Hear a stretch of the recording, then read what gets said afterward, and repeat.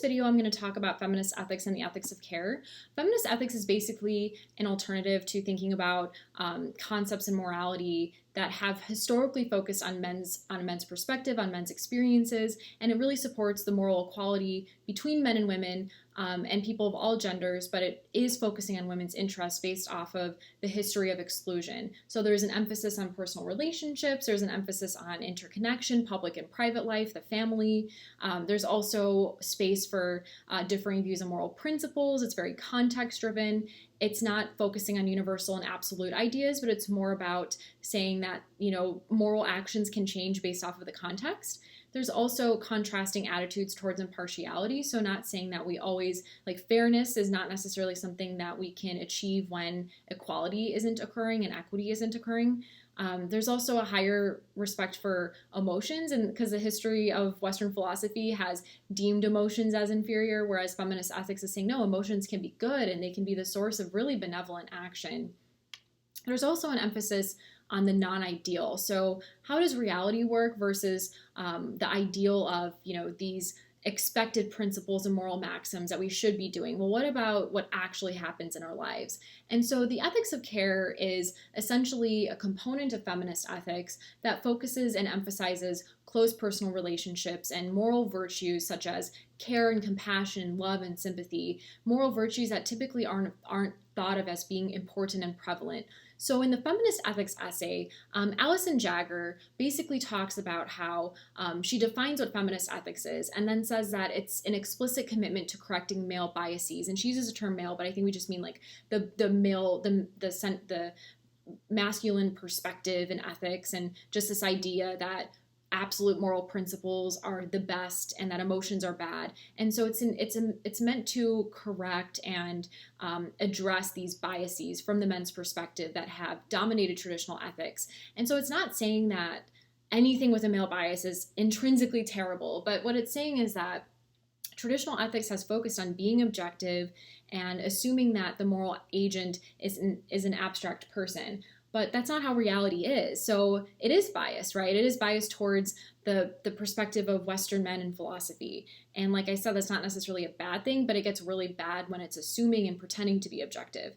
And so she's just basically saying that non-feminist ethics isn't necessarily anti-feminist or, riddled with male bias or anything, but they can be. And we have seen it with Aristotle and Kant and other philosophers like Rousseau.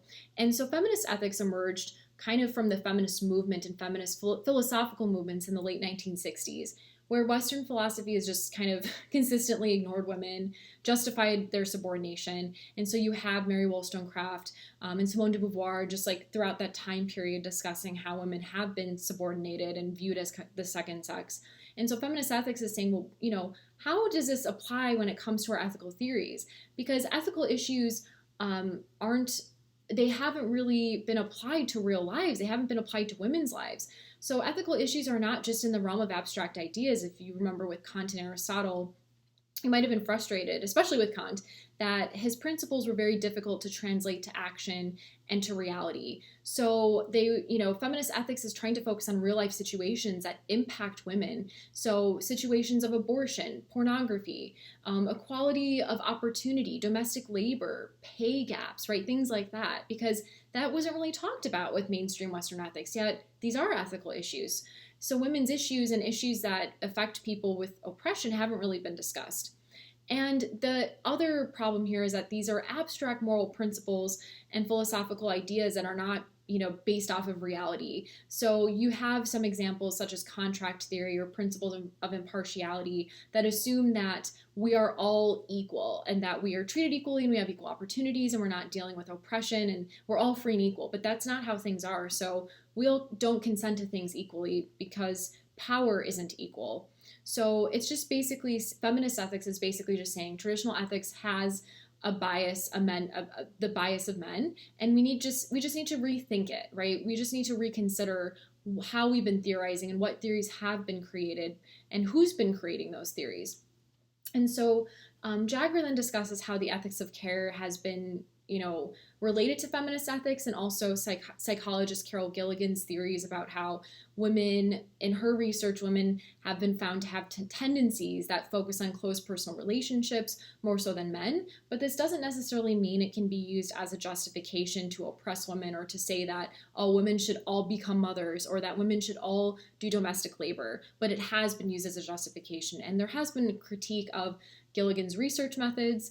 And there's also that conclusion that just because someone might, express a tendency or an interest to do something doesn't necessarily mean that it's intrinsic to their nature or that it's natural. It could also be a product of socialization. So those are all important things to think about with respect to the idea of feminist ethics. And it's not saying that women intrinsically focus or care about these things, but it's just based off of how we've been socialized in our society. Jagger also recognizes the fact that feminist ethics mainly has been in conversation with Western white women who've been responding to Western white men. But of course, there are men and people of color and people of all genders who do feminist ethics. So what have been some criticisms of Western ethics from the perspective of feminist ethics? Well, there's been a lack of concern for women's interests. So Aristotle basically prescribed certain virtues as feminine, such as obedience and faithfulness and silence, and also, of course, saying that these virtues were not as important as, more philosophical masculine virtues, such as wisdom and courage. And it's problematic when you have these ethical theorists who are basically assuming that women are inferior, when that doesn't seem to be very ethical. And then you also have a neglect of quote-unquote women's issues. So the domestic realm, where women have been involved in for centuries, hasn't really been talked about in quote-unquote serious philosophy. There's also been issues of division of labor and how women are assumed to be the caretakers and do a lot of unpaid labor. That really hasn't been an issue for most of Western philosophy, and that needs to be addressed. There's also been a denial of women's moral agency. So basically assuming that because women lack moral abilities and reason, they cannot be moral agents. So they can't act ethically. They can't act in a quote unbiased way. So therefore, we can't really think about them in moral considerations. That's very Kantian and Aristotelian as well. There's also been a depreciation of feminine values. So the idea that Western moral theories tend to focus on and embody masculine values of autonomy, impartiality, independence, intellect. These have been traditionally associated with men, whereas feminine values of care and sympathy and compassion, those are not viewed as being, superior and important. They're viewed as less than. And they haven't been privileged in moral theory. It's been masculine values that have. Just think about, most of the typical Western philosophers we've looked at so far. And there's also a devaluation of women's moral experience. So basically saying that moral reasoning has to be associated with these specific rules that men have created about absoluteness, categorical imperative, impartiality, etc. So the feminist approach to ethics is basically saying we can't assume everyone is free and everyone is equal and independent, because that's not how reality is, right? So we can't all start from the same basis, so we can't all apply the same moral theories to our lives.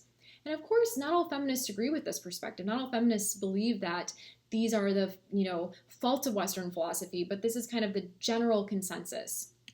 So for feminist ethics to be viewed as a quote-unquote legitimate moral theory, Jagger comes up with some minimum conditions of adequacy. So these conditions have to be met for feminist ethics to be viewed as an adequate theory. So the first condition that she talks about is how feminist ethics cannot assume that men and women are similarly situated, because we have different experiences. We're dealing with different kinds of power relations. And of course, this doesn't apply to all women either, right? Not all women and men are similarly situated. So why would men and women be similarly situated?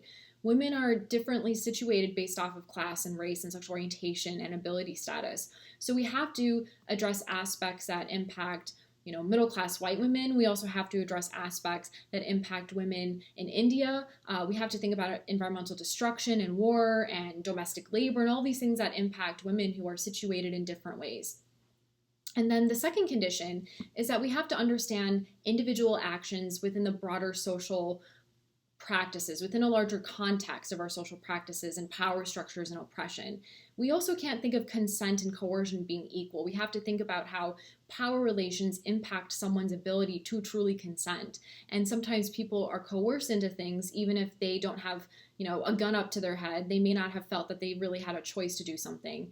And we also have to be fluid when we're assessing moral actions and when we're creating these principles, if we're even creating these principles, that, there's going to be differences in how they're applied. The third principle, or the third condition, is that we have to provide guidance on private life. So feminist ethics needs to not just focus on public issues, but also the private sphere, because so much of ethics hasn't cared about the private sphere. But Jagger also says we need to rethink our distinction between the public and the private, because it's not as distinct as we think. So the 1970s feminist slogan is that the personal is a political, right? And so that applies to issues where we might have thought they were private or personal, such as abortion, but the idea of what someone does with their uterus, right, has become politicized. Or, the situation of what rape is, right, that could be viewed as like a private thing that can happen between multiple people. But of course, it's a public thing when it becomes a law, right? So those are things we need to think about. It's not as clear of a distinction. The fourth condition is that we have to take all the moral experiences of women seriously. We need to listen to women's experiences. We have to think about how women have experienced male domination and male bias. And so it's not as if they naturally understand gender domination more. It's just based off of what's happened to women in their lives. So we need to listen to women when it comes to gender domination, because they're going to be more attuned to male bias. And then to just conclude, Jagger's basically saying, with feminist ethics, we're focusing not just on this like disembodied Cartesian mind, but how we are embodied beings and how our embodiment helps us with ways of knowing. It's an epistemological methodology as well, that our experiences and our emotions are legitimate ways of knowing. And we also have to recognize that the feminine is not the same thing as feminist, right? Unfortunately, they're sometimes conflated with one another, but they're very different. So we need to ultimately develop ways of knowing and ways of thinking ethically in a way that comes from our emotions and intuition and embodied existence, because that's how reality is, right? We aren't just disembodied actors. So when we're thinking about what's right or what's wrong, we have to think about our lives and our relationships and our experiences, because those are legitimate ways of knowing.